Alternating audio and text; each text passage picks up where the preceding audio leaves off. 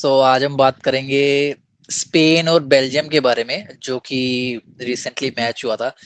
तो स्पेन और बेल्जियम का स्कोर जो फिनिश हुआ वो 2-1 पे फिनिश हुआ। और भाई जो जो मेरिनो कर रहा है ना, भाई मैकल मेरिनो कर रहा है अपनी टीम के साथ, क्लच प्लेयर जो बन रहा है वो, भाई वो तो अलग ही है। क्योंकि पोर्चुगल के सामने भी उसने लास्ट मिनट में आके गोल मार दिया। बेल्जियम ने भी सोचा होगा कि भाई चलो एक्स्ट्रा टाइम तक ले जाते हैं इनको, फिर वहां पे पेलेंगे। वो आकर गोल मार के फिर चले गया।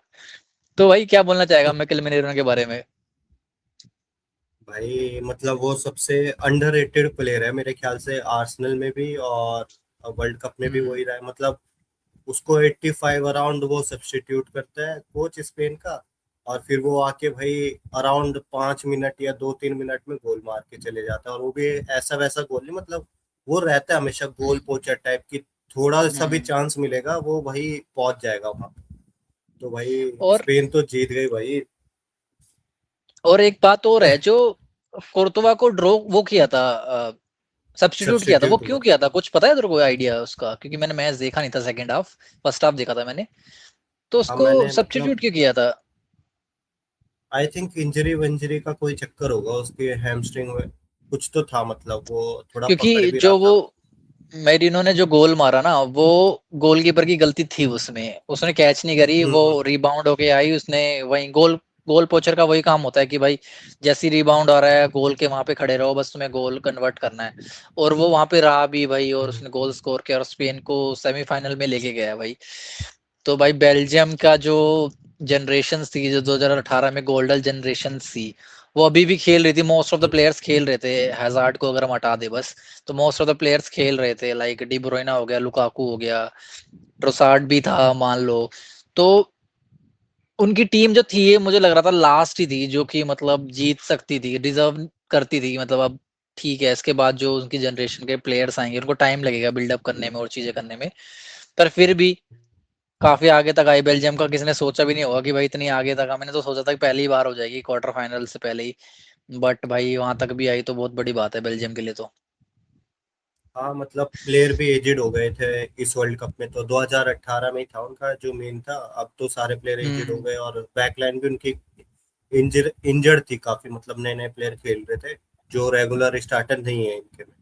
तो वही है, लेकिन फिर हम्म। भी यार काफी टफ फाइट थी स्पेन को। मतलब कर दिया इन्होंने कि भाई गोल वोल का थोड़ा इनको रहता है। स्पेन ज्यादा गोल नहीं कर पा रही इस वर्ल्ड कप में अगर देखेगा ना। मतलब काफी हम्म। नैरो मार्जिन ही विन ले पा रही है। और वही है, थोड़ी स्ट्राइकिंग प्रॉब्लम आ रही है। लमीन यमाल ने भी चांसेस काफी क्रिएट करे, बॉक्स में भी घुसा, हम्म। लेकिन वही है, कोर्तवा ने बहुत सेव किया भाई लमीन यमाल का, तो मैंने देखा था। और हम्म। बाकी वही है, अब देखो भाई लमीन यमाल वर्सेस एम्बापे। और अभी तक हिस्ट्री रही है कि अभी तक एम्बापे जीत नहीं पाया जब भी लमीन यमाल से नॉकआउट में मिला है। देखते भाई वो चेंज होगी या फिर वैसी की वैसी रहेगी। और अगर फ्रांस बाहर हो गई तो पहले बार होगा मतलब 2018 से कि वो मतलब नॉकआउट वाले उस पे बाहर हुई है। हाँ, क्योंकि इम्बाम्बे की अगर बात करें तो भाई जितने भी उसने मैच फ्रांस के साथ खेले हैं, स्पेशली नॉकआउट्स की बारे अगर मैं बात करूं, तो वो एक भी मैच हारा नहीं है फ्रांस के लिए भाई। और लास्ट दो वर्ल्ड कप की बात करें तो भाई दोनों में वो, एक में वो चैंपियन रहे, एक में वो फाइनलिस्ट रहे, जिसमें अर्जेंटीना के खिलाफ हार गए थे वो। तो भाई फ्रांस अगर ये वाला मैच जीत रही है अगर स्पेन के साथ, तो लगातार 3 फाइनल खेलना भाई बहुत बड़ी बात होती है किसी भी कंट्री के लिए, वो भी फीफा वर्ल्ड कप। तो भाई फ्रांस ने तो मतलब, और मुझे लग रहा है कि फ्रांस की ये जो टीम है ना, मुझे अभी तक की जो लास्ट 3 साल की मैं उठा के देखूं, सबसे खतरनाक मुझे ये वाली लग रही है। क्योंकि जो इनके प्लेयर्स हाँ है जो फॉर्म में चल रहे हैं, वो तो भाई अलग ही हैं। हाँ मतलब पहले अटैकिंग और डिफेंस तो रहते था, इस बार मिडफील्ड भी अच्छा कर रहा है भाई। मिडफील्ड में भी कोने हो गया तुम्हारा, और बेंच पे कांटे चरकी बैठे हुए हैं। कोने और रेबियोट हम्म। खिला रहे हैं, तो भाई है, बेंच भी है और मतलब ये भी है। तो पूरी स्टैक टीम है। अगर किसी को बोलना हो ना कि मतलब कौन पूरी डोमिनेट किया वर्ल्ड कप, तो मेरे ख्याल से हम्म। फ्रांस ही है जो फुल डोमिनेट किया। और हाँ, और बस एक मैच था पैराग्वे के साथ था जो मैच, जो जिसमें थोड़ा सा उन्होंने हम्म। स्ट्रगल किया था, क्योंकि डिफेंसिव ही ज्यादा हो गई थी। और पैराग्वे थोड़ा डटे भी खेल रही थी देखा जाए तो। बट फिर भी वहां पे पेनल्टी लेना, वहां पे कन्वर्ट करना, एक्स्ट्रा टाइम के पहले जीत जाना, तो भाई वो बहुत बड़ी बात होती है।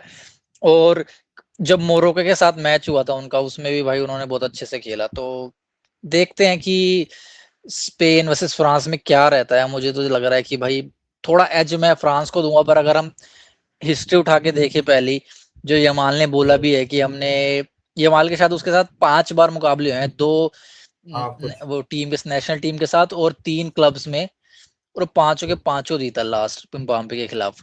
बट वही वाली बात है कि भाई फ्रांस की ये वाली टीम थोड़ी ज्यादा स्ट्रॉन्ग है एज कम्पेयर टू स्पेन।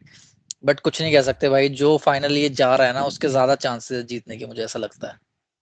हाँ वही है, मतलब स्पेन के भी बेंच कमजोर नहीं है भाई, स्पेन में भी धुरंधर बैठे हुए, वो बेंच से पैदरी लाया था कल, देखा ही होगा।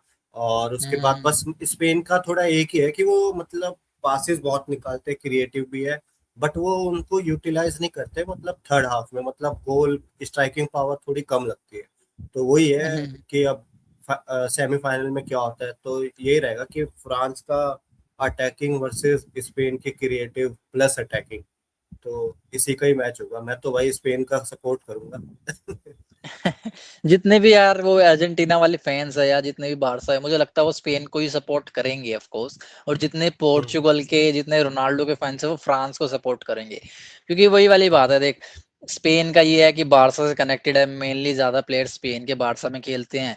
और यमाल मेसी के वो नक्शे कदम पे चल रहा है, तो Messi fans of course Yamal को सपोर्ट करेंगे। और रोनाल्डो हम्म, वाले फैंस इम्बाम्बे को करते हैं ऑफ कोर्स, की इम्बाम्बे आइडल मानते हैं रोनाल्डो को। और वो चाहते नहीं ऑफ कोर्स स्पेन और अर्जेंटीना जीते, तो फ्रांस को सपोर्ट कर ही रहे हैं। और इजी सपोर्ट है थोड़ा, क्योंकि ये फ्रांस भाई इतनी तगड़ी है, डर के नहीं देखना पड़ेगा। जैसे पोर्चुगल वाले मैचेस में हमें क्या करना पड़ता था कि भाई डर डर के देखना पड़ता था कि भाई अब हारेगी अब हारेगी, पर फ्रांस का लगता ही नहीं ना कि भाई अब हार जाएगी, उसका लगता है अब जीतेगी ये।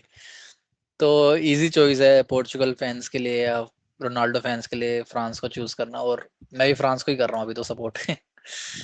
हम्म।